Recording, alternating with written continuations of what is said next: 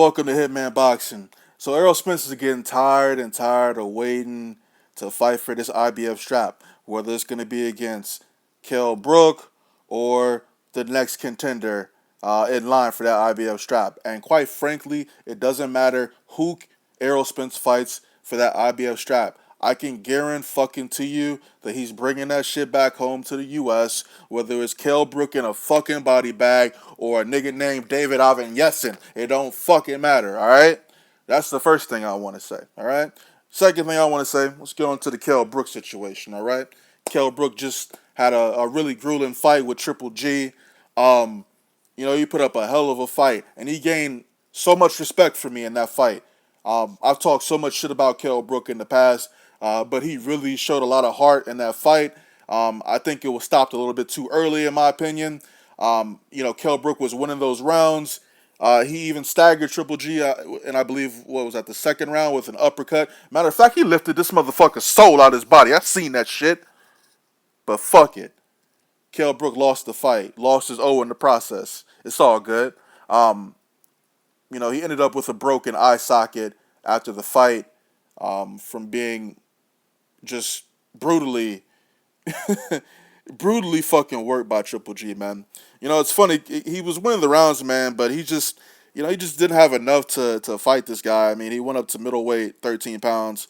That's not really his natural weight. I really don't know what Kell Brook's natural weight is. I would say he's more of like maybe a natural 154 pounder or something like that. But 160 was pushing it, and we've seen this in the fight. So shout out to Kell Brook for taking that fight.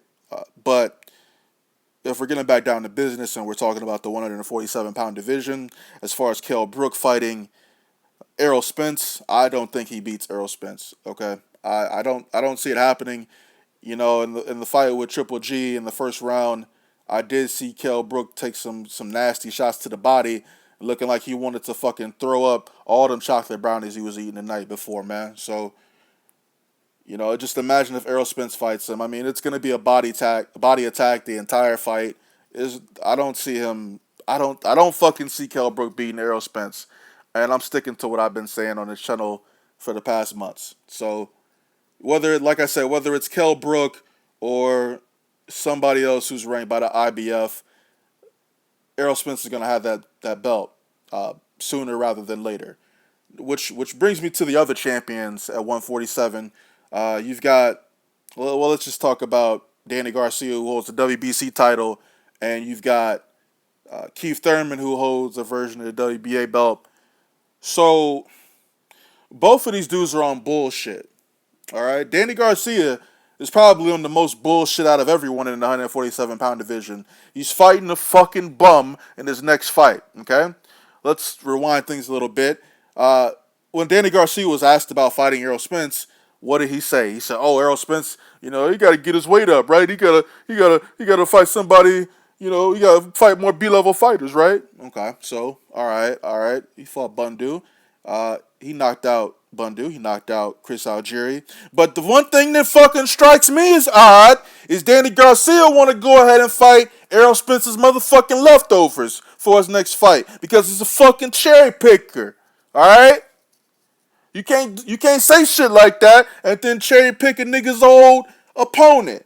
Errol Spence knocked this motherfucker out in 4 rounds. Danny Garcia, you better do that shit in 4 rounds or less. It's a 10-round fight, and it's not even the title fight, right?